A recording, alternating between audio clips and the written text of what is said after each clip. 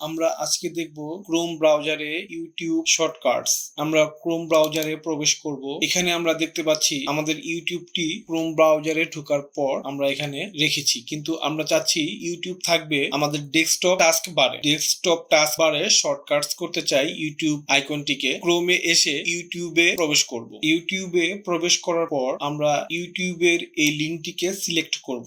Select করার পর আমরা এখানে এসে ইনস্টল ইউটিউব এই আইকনটিতে ক্লিক করব। ক্লিক করার পর আমরা এখানে ইউটিউব অ্যাপটিকে ইনস্টল করব। ইনস্টল করার পর আমাদের নিচে টাস্কবারে ইউটিউব অ্যাপটি দেখা যাচ্ছে। আমরা এখান থেকে মাউসের রাইট বাটন ক্লিক করে পিন টু টাস্কবার করে দেব, তাহলে আমাদের টাস্কবারে ইউটিউব অ্যাপসটি পিন হয়ে যাবে। তো আমরা যদি এখন সবগুলো কেটে দিই, আমরা এখন দেখতে পাচ্ছি আমাদের টাস্কবারে ইউটিউব চলে এসেছে এবং শর্টকাটস হয়ে আমাদের ডেস্কটপেও চলে এসেছে। আমরা যদি এখন টাস্কবারে যে ইউটিউব অ্যাপসে যদি একটি ক্লিক করি, তাহলে আমাদের ইউটিউব অ্যাপসটি ওপেন হয়ে যাবে। সাইটটি ওপেন হয়ে গিয়েছে। এভাবে আমরা শর্টকাটস করে নিতে পারি গুগল ক্রোম থেকে।